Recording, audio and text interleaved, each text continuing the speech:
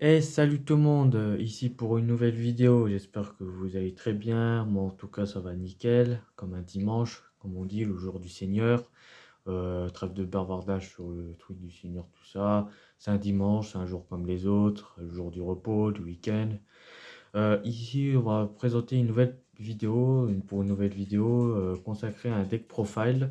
Souvenez-vous, on va faire une nouvelle vidéo consacrée sur mon deck Dinomorphia, un nouveau deck, une nouvelle mise à jour, quoi, parce que comme vous le saviez, pas la banita d'urgence, mais l'autre baniste avant, malheureusement, le jugement solennel est limité.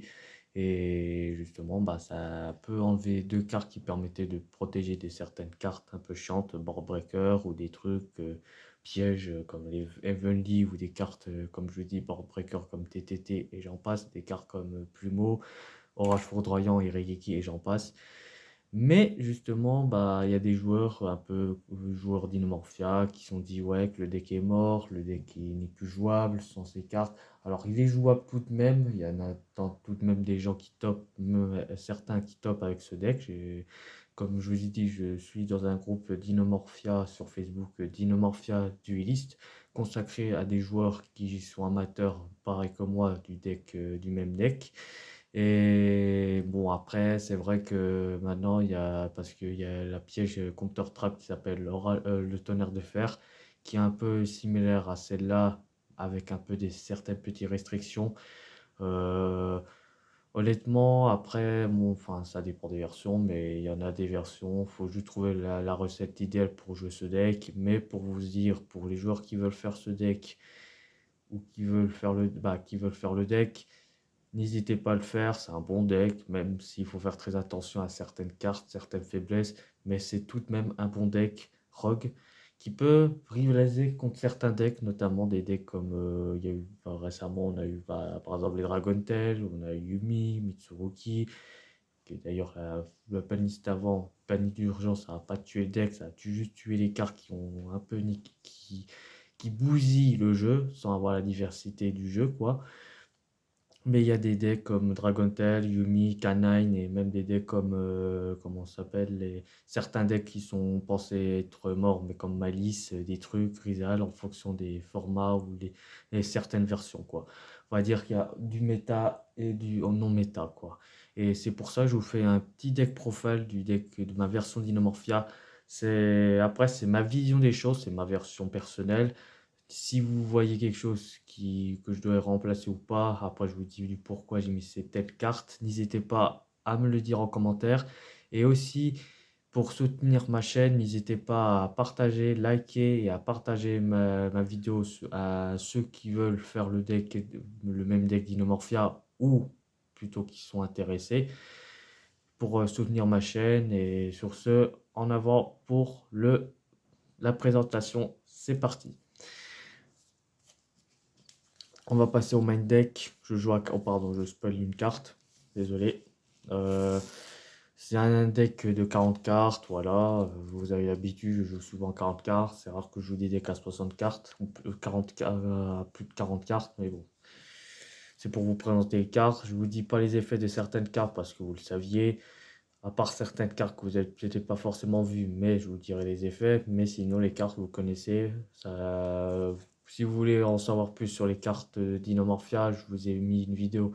Regardez mes vidéos précédentes de mes deck profiles. Mais sinon, je vous dis du pourquoi les ratios, pourquoi je joue de tels ratios. On va jouer évidemment avec 3 Therizia, la boss monster, celle qui permet de démarrer les combos. Un monstre très intéressant, très puissante et franchement, quand tu l'as en main, c'est victoire assurée. Sauf quand on te fait une Inpern, un Infinite, une permanente ou un Veilor, c'est pas la même chose. Mais bon, heureusement qu'on a des cartes qui permettent de la protéger, une carte notamment. Mais elle reste très intéressante, c'est notre starter principal. Il faut la jouer x3, c'est obligatoire. En tant que joueur d'Inomorphia, c'est obligatoire de la jouer x3. Elle fait le café, elle fait tout, quoi. Ensuite, la ratio qui change, comme la dernière fois, c'est vrai que j'ai dit la dernière fois que je n'aurais pas la ratio de 3 Diplos. Alors, ce choix-là, pourquoi j'ai fait ce choix-là de jouer 3 Diplos? Parce qu'en fait, cette carte, en dehors du fait que c'est une foolish, en fait, il faut avoir un monstre Dynamorphia pour certaines cartes. Parce qu'il y a des cartes qui demandent de péter une carte Dynamorphia, un monstre Dynamorphia, plus précisément, pour déclencher certaines cartes. Et on va dire qu'on n'a pas envie de cracher forcément sur notre monstre, boss monster fusion et sur Derisia parce qu'elles sont importantes et qu'elles ont un peu de patate parce elle a moins de points d'attaque, patate, elle a que 1000 points d'attaque, mais elle reste sympa quand même. Et puis ça peut déclencher des finishes avec le burn de 500. Si l'adversaire a moins de 500 points de vie, ça fait le taf. Moi, mon dernier tournoi que j'ai fait au WCS de Besançon. Donc 3, ça peut échanger. Il y en a qui préfèrent la jouer x2. Après, c'est mes visions des choses. Comme je vous ai dit, j'ai besoin de cartes, plus de monstres Dynamorphia. Et encore, c'est les deux seuls du main deck. En attendant, à condition que Konami fasse un support et qu'il fasse un nouveau monstre du main deck et une nouvelle carte piège. Mais faut espérer, croiser les doigts. Un Divernosaure pour protéger des cartes, nos effets de nos dinosaures, de nos monstres dinosaures de certaines cartes gênantes comme les TTT, Reiki, Imperm, Gouttelette, des trucs comme ça, et j'en passe. Ça, c'est vraiment trop fort. Certaines versions, ils la jouent pas forcément. Après, ça dépend des versions, mais Divernosaure, elle reste très intéressant. Faut juste avoir les bonnes cartes pour l'activer en fait. Puis 3 H Blossom parce que c'est H, dans tous les formats c'est fort, voilà, ça déclenche un punisseur avec deux monstres du niveau 4 ou un niveau 8. C'est H Blossom, c'est vraiment trop fort. Franchement, faut pas s'en priver avec les effets de cartes géniales comme les prières de Mitsuruki, les cartes un peu comme, comment ça s'appelle, les effets Dragon Tail et Branded qui revient aussi. C'est pour ça que H reste très intéressante, franchement, en tant qu'entrap. Faut la jouer. Toujours la jouer, H Blossom. Sinon, vous risquez de perdre des matchs. Et puis contre les Fualos, j'ai oublié aussi les Mulcharmy aussi. Et on passe aux cartes magiques avec 3 pots d'UIT pour la stabilité. Vu que c'est un deck contrôle, c'est pas un deck combo, c'est un deck contrôle. Le but c'est d'avoir nos cartes magie pièges, plus nos pièges. À la limite, avoir nos starters comme Theresia, mais sinon avec pot d'UIT, le but c'est d'avoir accès à nos cartes pièges pour jouer pendant le tour de l'adversaire. C'est vraiment trop fort. C'est une carte très très puissante dans des decks comme Dinomorphia et j'en passe. 2 Fossil Dick. Alors pourquoi j'en joue 2? En fait, j'ai l'habitude de jouer un Fossil Dick pour tutoriser le principe de tutoriser un, comment ça s'appelle, soit un Theresia, si j'ai déjà, comment s'appelle l'autre, ou alors à la limite, si j'ai déjà Divernosaure ou non, mais c'est souvent pour tutoriser Divernosaure, et Fossil Dick, pas 3 parce que c'est trop, mais 2 c'est équilibré quoi, ça permet de le sider pour mettre autre chose, et franchement ça permet de tutoriser Theresia, et soit dans une situation, le Divernosaure. Ça, c'est vraiment, ça change pas, ça dépend, mais après, le risque c'est de se prendre une Lockbeer, certes, mais on va dire que si on ne prend pas de l'Aupir, on est tranquille. Ou une H plus somme, ça qui permet aussi de gaspiller une H plus somme à l'adversaire et du coup on peut activer nos cartes pièges fusion tranquillement sans H plus somme. Même si on a déjà des comptes pour contrer H plus somme. Et une Cobalt de Grève, parce que Cobalt de Grève c'est Cobalt de Grève, voilà, ça, non seulement ça coupe l'herbe sous le pied aux monstres Entrap, particulièrement les Mulcharmy, H plus somme, mais ça coupe l'herbe sous le pied sur certains monstres qui comptent sur leurs effets dans le cimetière, comme pour les Mitsuruki, comme pour les Dragon Tail, comme pour les Canine, comme pour les Yumi. Franchement, comme tous les decks, même les decks comme Branded, Lunalight et j'en passe, tout plein de decks qui sont forts actuellement, ne peut pas vaincre une Cobalt de Rêve. Et si, admettons, on active un de nos cartes Podioté ou un Recherche Fossile et qu'on a déjà Cobalt de Greffe et on banne le H possum pendant son prochain tour, à son tour après, bah, surtout son prochain tour, là il veut tenter de faire l'effet H possum pour contrer nos pièges comme Frenzy ou Domain, il ne pourra pas l'activer parce que vu qu'on a activé Appelé par tombe et que, en gros, jusqu'à la fin du prochain tour, ces effets sont annulés, ainsi que les effets activés sur les effets et sur le terrain du monstre du même node d'origine. Donc, en gros, en gros, on peut faire nos pièges d'Inomorphia, fusion particulièrement, tranquillement, ça c'est vraiment trop fort. Voilà, c'est Cobalt de Greffe, c'est pas pour un qui est limité, voilà. Mais bon, sur Master Duel, elle est limitée, c'est un peu dommage. On va se contenter de ça, quoi. Et ensuite, on passe à la partie intéressante, les pièges. Parce que oui, sans piège, on ne joue pas Dinomorphia. On va passer... attendez. Aux pièges. Les pièges principaux, 3 domaines, 3 frenzy. Voilà, les pièges fusion, voilà. Frenzy est la meilleure parce qu'elle permet d'avoir un Rexterm sur notre terrain. Vraiment pour enquiquiner l'adversaire avec une grosse floodgate qui fait des grosses attaques, c'est vraiment trop fort.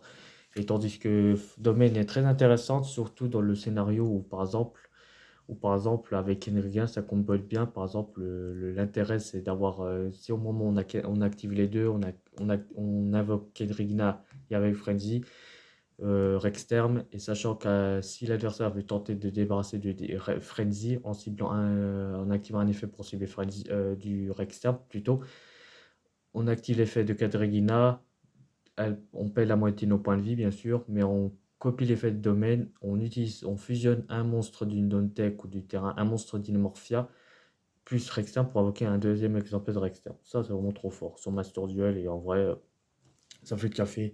L'adversaire croit débarrasser du gros Floodgate, mais malheureusement il y en a encore d'autres qui sont dans l'extra deck. Ça c'est vraiment un bon combo fort. Après, Frenzy est moins fort si tu n'as plus de cartes et que dans l'extra deck et dans le deck, certes, mais Domain elle reste très intéressante. C'est vraiment les deux meilleures cartes du deck. Franchement, ces cartes sont vraiment trop fortes pour démarrer les combos. Ensuite, on passe au Counter Trap. Parce que oui, on joue Counter Trap, bien sûr, c'est vraiment les meilleures cartes du jeu. 3 préservations, 2 Sonic et 1 réversion. Alors, on va passer après pourquoi je la joue. 3 préservations, c'est la meilleure piège du jeu, c'est la meilleure carte du deck parce qu'en gros, ça détruit les end-traps, les monstres end-traps, Merch Army, H, tous les end-traps, les effets de monstres qui activent les effets tant qu'on contrôle une carte d'Inomorphia sont annulés. Et en plus, l'effet très intéressant aussi, c'est que les dommages de combat sont divisés par 2. Voilà, c'est trop fort ça.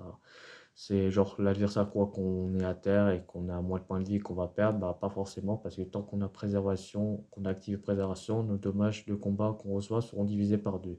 C'est genre on est indestructible, voilà, c'est trop fort. C'est vraiment la meilleure piège du jeu, c'est la meilleure sortie, le meilleur support que Dinomorphia a reçu. Ah bah, et vraiment c'est faute jouer x3, ça c'est vraiment la meilleure carte du deck quoi. Ensuite on joue 2 Sonic. Alors pourquoi 2 Sonic? Parce que déjà ça protège des effets des cartes magie piège. Comme je vous ai dit avec comment ça s'appelle avec vu qu'on a un jugement sonic qui est limité. Après il y a Aaron Thunders effectivement qui est bio aussi, mais on va dire je ne l'ai pas pour le moment.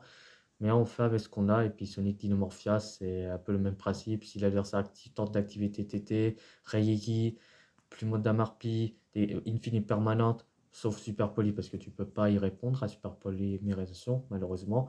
Mais contre ces cartes magie piège là, c'est vraiment trop fort. À condition de contrôler un monstre Dinomorphia, c'est pour ça que l'intérêt, c'est le principe, c'est d'avoir 2 monstres Dinomorphia pour sacrifier le monstre qui ne sert plus à rien au monstre Dinomorphia si tu as Sonic Dinomorphia en fait. Et d'autres cartes comme Brut aussi, c'est un peu la même constat en fait. Et ensuite, on joue une dernière carte Counter Trap du deck. Alors, c'est pas une nouvelle carte bien sûr, mais c'est une carte qui existait déjà avant, même avant que le support préservation a été existé. Attends, il s'agit de réversion. Alors, réversion, déjà avec l'image de Ken Regina qui lance une grosse attaque avec ses 2 sabres sur un robot. C'est vraiment trop cool. Et en gros, cette carte, en fait, c'est une counter-track qui existait dans Bash. Malheureusement, elle a été en super rare et là, c'est en MP23, donc en commune. Mais bon, on va passer les délais. En gros, cette carte dit si vous contrôlez un monstre fusion Dinomorphia, on peut payer la moitié, on paye la moitié de nos points de vie. Bannissez une counter-piège, counter-trap depuis votre cimetière. Cet effet devient l'effet du contre-piège lorsque la carte est activée. En gros, ce qui se passe, on a par exemple, je vais vous sortir, on a notre monstre. On a un monstre fusion. On a activé par exemple un exemple tout con, genre un exemple. Voilà, imaginons, bon, je sors les cartes de l'extra deck, mais bon, vous connaissez sans doute, de toute façon, je les joue, c'est obligatoire que je les joue, bref. En gros, ce qui se passe, c'est qu'on a dans un scénario, Imaginons notre main, c'est ça. Avec juge mentionnel, ça peut être n'importe quoi, mais je vous parle de ça. On sait ça, on a déjà activé Frenzy et Domaine. L'adversaire veut activer Imperm parce qu'il n'avait aucune carte sur le terrain. Et à ce moment-là, nous, on va activer le Dinomorphia, l'effet de Kedrina, bannir l'effet pour bannir Frenzy. Et l'adversaire va activer Coutlet. Et s'il n'a pas défaussé de carte piège, on peut activer notre carte piège avec le cost de Coutlet, bien sûr. Et on va activer Sonic, payer la moitié de nos points de vie, annuler l'effet de Coutlet, détruire le monstre, la carte magie piège, et aussi détruire notre monstre. Et l'effet passe quand même parce que l'effet marche quand même. C'est pour ça que si au moment vous voulez débarrasser de cette carte, c'est pas en détruisant parce que l'effet peut passer quand même. Et sachant qu'ils auront des effets dans le cimetière, tout de même, un exemple tout what the fuck quoi. Et ensuite, si l'adversaire il veut faire Cobas de grève, vu qu'on contrôle déjà un monstre fusion, parce que avec Cobas de grève, il peut tout de même annuler l'effet de Kedrina, on active réversion, et réversion, on contrôle déjà un monstre fusion comme Rexterm, du coup, vu que Kedrina est envoyé au cimetière avec Sonic. On copie l'effet de Sonic, on banne le counter trap comme Sonic, et du coup, on pète, malheureusement, on pète Rexterm. Mais dans un scénario, dans un sens, si on contrôle déjà, si même dans un scénario, parce que là je monte deux monstres, mais le principe c'est par exemple si on a un monstre. Donc par exemple on a sacrifié Sonic, Kedrina avec Sonic, et l'adversaire veut tenter de la débarrasser de Kedrina avec Obile. On active réversion, on banne Sonic pour qu'elle ait le même effet que Sonic, et on pète notre Theresia, pardon, celle-là en fait. Ça, c'est vraiment une carte qui a du potentiel, franchement. Le problème, c'est que cette carte, il faut contrôler déjà un monstre fusion. Et si tu te fais prendre par une hache, évidemment, après on a préservation, on peut jouer, il y a des cartes comme Assaut solennel, bien sûr, mais si t'as pas un monstre fusion, bah, la carte est un peu morte, mais c'est un peu le risque. Mais si vous verrez, enfin, croyez-moi que cette carte, elle peut surprendre l'adversaire. En plus, c'est une counter trap, vitesse x3, les counter trap. N'oubliez pas que les counter trap, c'est vitesse x3. Vraiment un truc sympa à tester, à prouver. Pardon, je vais remettre les cartes de l'extra deck parce que ça, c'est pour plus tard. Désolé, voilà. Vous avez vu enfin, je vous ai spoilé les cartes, mais bon, c'était pour vous expliquer le délai. Les cartes pièges, bon, les deux seules normales. Alors avant, je jouais deux à l'air, mais bon, en manque de place, c'est plus une manque de place. Et que si par exemple, t'as pas de dynamorphère dans le cimetière, et puis dans un scénario, ça peut être briqué. Brut, c'est sous-estimé. Franchement, c'est sous-estimé. Ça débarrasse des cartes gênantes, des magies pièges, plus pas des monstres, parce qu'on a des cartes pour débarrasser des monstres, mais une magie piège contre Bloise, et vous avez oublié de préciser, tu veux te péter, ça pète la piège continue, le truc piège continu là qui permet de poser les magies pièges qui mentionne Bloise, paie un monstre Bloise du cimetière. C'est vraiment trop fort. Désolé si j'oublie le nom, mais vous voyez quel carte je parle pour les joueurs Bloise, hein, notamment un joueur Cyberlink K59, hein, il voit beaucoup de quoi je parle. Mais bon, ça reste très sympa contre certaines cartes, genre le terrain Yumi, contre des cartes gênantes handicapantes, genre même un Zarka B1, des trucs comme ça reste très fort. Ça reste sous-estimé, beaucoup de gens je vois qui n'en jouent pas trop, qui en jouent plus, ils les jouent plus, mais ça reste très fort tout de même. Donc moi je la joue, chacun chez soi, comme je vous ai dit, c'est ma vision des choses. 3 une perme parce que c'est une entrap, c'est une perme quoi. 3 flammes du furet, c'est vraiment trop fort. C'est vraiment le meilleur piège du jeu. Franchement, dans le Dynamorphia, tu actives ça et l'adversaire a perdu. J'ai même gagné contre un Malice sur Master Duel et tellement cette carte elle est incroyable contre certains match-ups. 2 assauts solennels parce que j'en joue pas 3 parce que j'ai déjà préservation. Et étant donné 3 c'est trop. 2 assauts c'est déjà bien. C'est vraiment fort contre les entraps et les effets gênants dans les cimetières comme les Drisswurm par exemple, que je déteste. Et du coup, bah, les deux seules cartes en x1, je joue un jugement solennel et un parfum magie. Jugement solennel, voilà, malheureusement elle est limitée, on fait avec. Mais elle reste très très forte dans ce deck. Et Et non, Dinomorphia n'est pas mort parce qu'on a toujours plein d'options pour rejouer le deck. Et parfois anti-magie, bah, dans le format c'est trop fort avec les magiques, Sky Striker, Yumi, Mitsuruki, Dragon Tail, Branded et j'en passe, certains des decks qui sont dépendants de leur magique. Et ça c'est trop fort pour compter les power cards, les board breakers magiques comme les power cards magiques, Super Poly, TTT, Fusion Branded, les fusions Dragon Tail, cette carte elle fait le café. Ça c'est vraiment trop fort. C'est limité, oui, mais c'est pas non plus la carte. Il faut que, genre, voilà, il faut la piocher quoi. Alors que sur Master Duel, elle est quand même toute même bannie, hein, alors que la carte elle était limitée. Peut-être une prévision pour le deck Audion, je sais pas, mais c'est un peu dommage qu'elle est limitée. Franchement, je suis un peu dégoûté. Voilà pour les cartes pièges. On va passer à l'extra deck. L'extra deck, voilà, d'habitude on commence par le side deck, mais bon, voilà. On change chacun son tour. On fait la side, après extra, puis bref. 3 externes obligatoires. On n'a pas envie de perdre notre premier. Donc on a envie d'avoir 2 autres en présent pour enquiquiner l'adversaire. Kedregina, c'est la boss monster, bah, c'est la carte maîtresse du deck, qu'elle permet de lancer des combos. Vraiment la meilleure carte du deck. Et Stelbergia aussi. Bah, Stelbergia, c'est plus les matériaux, quoi. Bon, vraiment, honnêtement, voilà, on fait avec, à condition que Konami, peut-être, je dis un nouveau monstre du main deck, mais plutôt un nouveau monstre de l'extra deck aussi. Enfin, honnêtement, en carte Dinomorphia, ce que je vois, c'est qu'il faudrait un nouveau 2 cartes, plus une nouvelle carte de l'extra deck, et une carte piège, pas de contre-piège, parce que voilà, contre-piège, il y en a plus une piège normale qui permet de recycler nos cartes Dinomorphia qui sont au cimetière et surtout bannies, avec nos effets de nos cartes Dinomorphia qui demandent certaines conditions de les bannir pour soit protéger les dommages de combat ou par des effets de cartes ou les spé plus Theresia et Diplos qui demandent de bannir une carte piège du cimetière, plus les cartes, même avec les cartes pièges d'Inomorphia. C'est bien que Konami fasse une nouvelle carte piège normale d'Inomorphia qui recycle les cartes, 3 cartes d'Inomorphia de noms différents. Enfin, de noms différents, je précise, ou pas forcément de noms différents, mais 3 cartes d'Inomorphia. Monstre, piège. Pas magique parce qu'il n'y a pas de carte. Non, il n'y a pas de carte magique dans Dinomorphia. Voilà. Voilà, un peu d'humour, ça fait pas de mal. Alors, pour les autres cartes, le punisseur, voilà, qu'est-ce qui m'a fait gagner des games, ça, sur Master Duel, et en vrai, enfin, ça m'a gagné des games, franchement, c'est sous-estimé, et c'est vraiment trop fort. Avec une hache, plus un monstre, externe de niveau 4, pouf, tu fais ça, et il a perdu. Non infecté en plus, ça fait le café.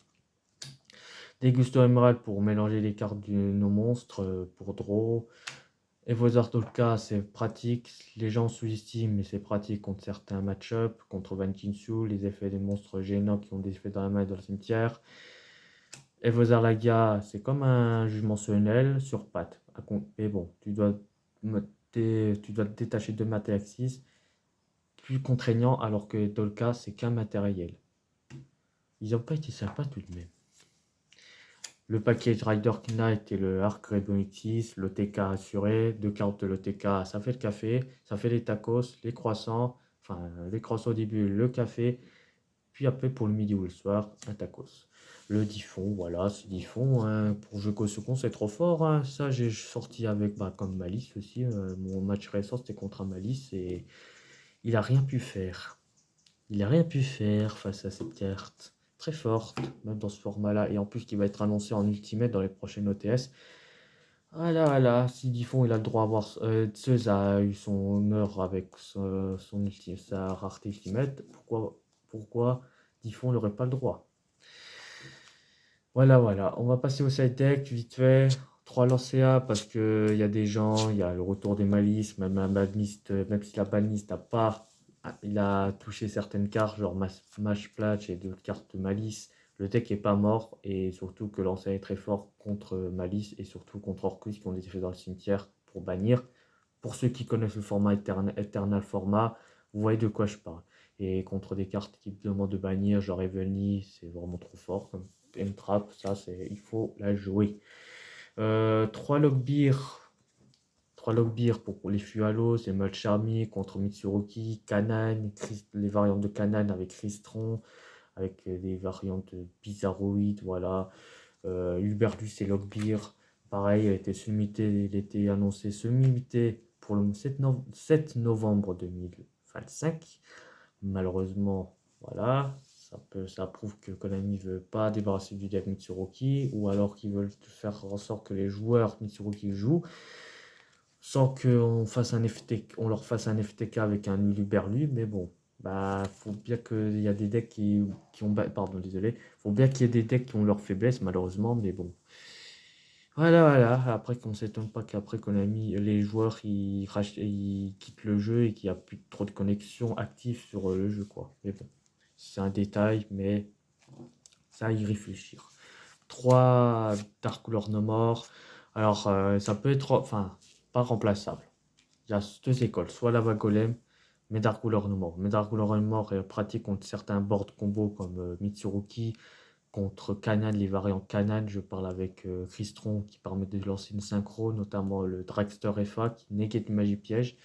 Franchement, plus du Dark Couleur No More est bien pratique contre les variantes Mitsuruki Yumi, contre les variantes Canine, et ça c'est vraiment une bonne carte. Et contre les decks rock aussi qui ont un board de fin de malade, quoi. Ça c'est vraiment une bonne carte. Dans ce format-là, après peut-être dans un autre format ils vont être moins forts, mais c'est vraiment intéressant.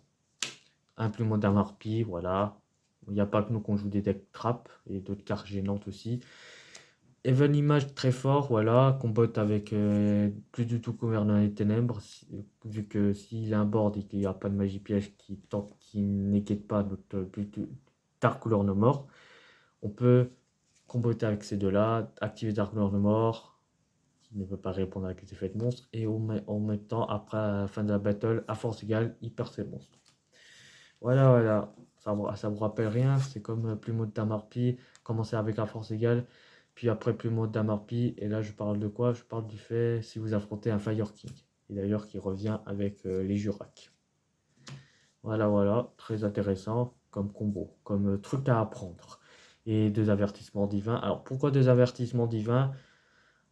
Ça peut être remplacé par la Golem, mais bon, après il faut respecter des decks comme, bon après c'est un peu le respect, on va dire, entre Dragontail et Lunalight.